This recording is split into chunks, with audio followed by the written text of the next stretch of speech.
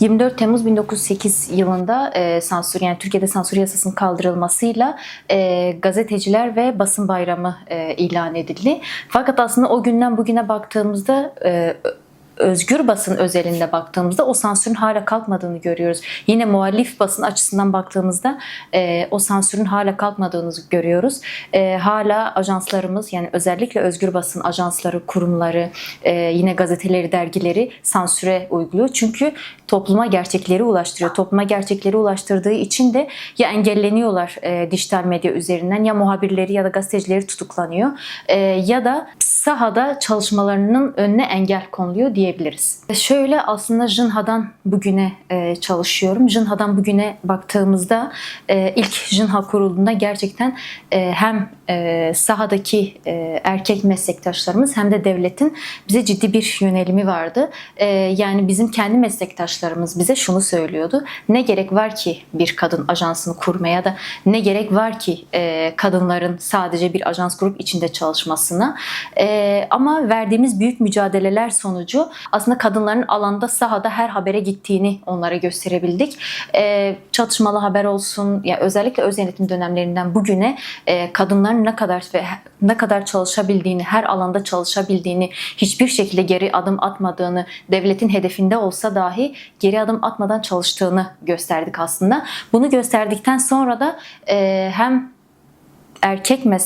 var olan erkek meslektaşlarımıza hem de devlete aslında kadınların ne kadar güçlü olabileceğini gösterdik. Bu da kadınların hem sahada hem alanda hem çalıştığı diğer her alanda, yani gazetecilik mesleğini icra ettiği her alanda kadının hedef olmasına neden oldu. Fakat var olan tüm baskılara rağmen kadınların, yani kadın gazetecilerin geri adım atmadığını gösterebildik.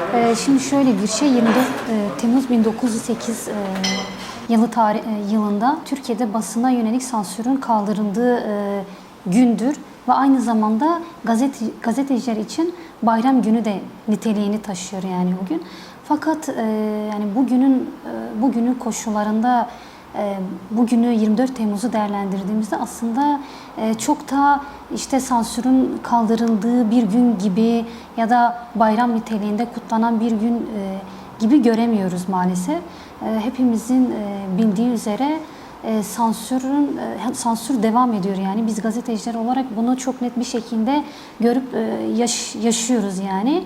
Dönem dönem işte bazı gazeteci arkadaşlar yaptıkları haberlerden dolayı gözaltına alınabiliyorlar, tutuklanabiliyorlar. Aylarca, hatta yıllarca cezaevinde kalabiliyorlar yani.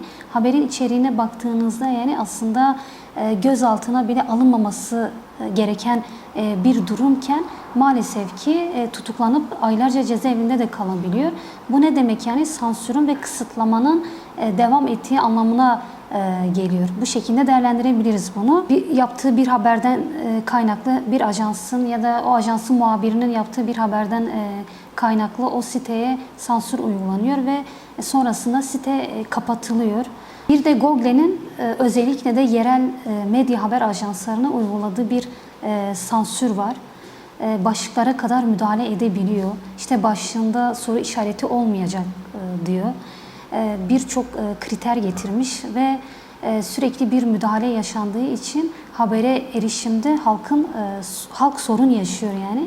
Ve biz de aslında olması gereken şeklinde haberlerimizi yazıp servis edemiyoruz. Verdiğimiz haberlerde de erişim engeli Google getirdiği için okuyucu da o habere ulaşamıyor. Tabii bu da bizim okuma oranlarımızı etkiliyor yani. Bazen çok iyi haberler yazıyoruz ve gerçekten de çok merak edilen, aslında insanların okumak istediği haberlerdir. Ama Google sansür uyguladığı için o haber istenilen düzeyde okunmuyor. Yani biz bu engellemelerin ve gazeteciler olarak bu gereksiz engellemelerin ve sansürlerin kaldırılmasını istiyoruz.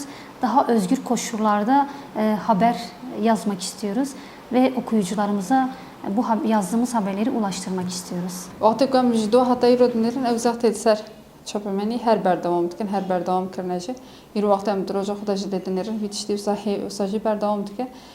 Yani dema ku em li çapemeniye mêze dikin û di Tirkiye, rewşa Tirkiyeyê ku di nav 108 welata de di rêza 185 niha de ye, me nikare bije Tirkiye bi xwe welatekî azad e. bi taybet ji bûna Kurda hiç vê tiştê me nikare ji ber ku daliyek de ji ber ku rojnamegerê ti rastê zexta tê daliyê dinê ji ber ku tu di nav çapemeniya Kurd de nav çapemeniya azad da cî digirî zêdetir êrişê li ser te pêk tenê. Ji ber ku kesê nav devletê de cî digirin rayedarê ku devletê ne bijin polîsên devletê ne bi hişmendiya mêrperest tev digerin bi wextê ku tu li wê derê rast kare ser bedena te êrişê te bike. Ya kare heqaret li te bike. Zemînaka vê hevalî me wextê ku dijî vê heqaretê dertinê hevalî me bi xwe tên ceza kirin. Veka ku wan sûç kiriye. Veka ku ew tiştekî ne baş kirine ya da wan tiştekî ku nayê qebûl kirin kiriye ew bi xwe tên ceza kirin. Evî tiştê ji em li qadê tînin wextê ku em li ser medya dijîtal bi xwe dinêrin ev malperê ku em bêjin tu li serê ragandina xwe dikî wek rojnamegerek aktif tevliê pêvajoyê tevliê em bêjin rojevê dibî di wê derde jî êriş zêdetir tên ser te ji hesabê medya sanal li wê derda tenê astenkirin û tên girtin. Yani wextê ku heqaretekî ji şîroveyekî ji we re kirin zêdetir ew jimbûna te ew bedena te zêdetir derdkeve pêş ji ber wî em dikarin bijin navçapemeniyê de navçapemeniya Tirkiyeyê de zextê herî zêde ser jina û bedena jina û fikra jina heye. Gurbet elê her söz bi xwe dema ku me nav sînorê Tirkiyeyê de dinêre ve gerînendeya karînivîsa jina yekemîn ku bi gerînendeya giştî dema ku dilê mêzetkî wê ji ber ku yekem e hêza ku tu jê digirî ew yani weka Kurdekî ku ew di wê cîgirtiye wî karî bimeşîne hêzekî cuda dide elbet. Yani wek rojnamegerên jin ku dema nav bîstina navê karkirina şeklê karkirina dema mer dibîze didîne zêdetir.